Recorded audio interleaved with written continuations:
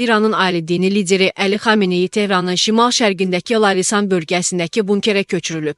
Turkistan az məlumat verir ki, bunu İran International İslam Respublikasındakı 2 mənbəyə istinadən yazıb. Onların sözlərinə görə bu iyunun 13-də səhər saatlarında İsrailin zərbələrindən bir neçə saat sonra baş verib.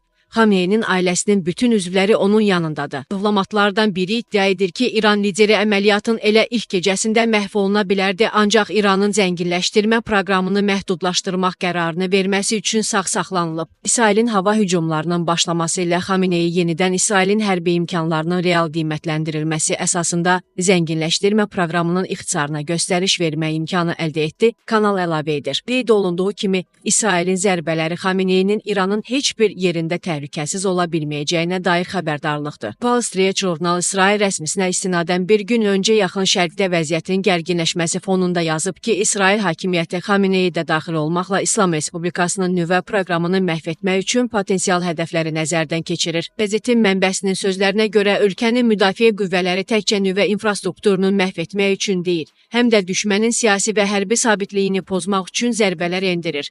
İsrailin baş naziri Benyamin Netanyahu İranın zəiflədiyini və rejim dəyişikliyinin mümkün olduğunu iddia edib. Oxnews'la danışan baş nazir Netanyahu İrana hücumları nəticəsində rejim dəyişikliyi yaratmağa çalışıb-çalışmadıqları sualına. Bu, İran rejiminin hazırda çox zəif olduğu üçün mümkündür. İranda yalnız 2 şey qalıb. Nüvə silahı əldə etmək səyi və ballistik raket proqramı. Xalq isə onların yanında deyil, dedi. Biz Tehranda İran kəşfiyyatının rəhbərinə və onun müavininə hücum etdik. Rejim hazırda çox zəifdir, Netanyahu qeyd edib. İranın nüvə silahı əldə edəcəyi təqdirdə bölgədəki müttəfiqlərinə nüvə silahı verməyi düşündüyünü iddia edən Netanyahu, ABŞ prezidenti Donald Trump'ın İsrailin İran lideri Ayətullah Əli Xameneyə sui-qəsd təşkil etməsinə icazə vermədiyi xəbəri ilə bağlı çox yalan xəbər var və mən buna girməyəcəyimi bildirib.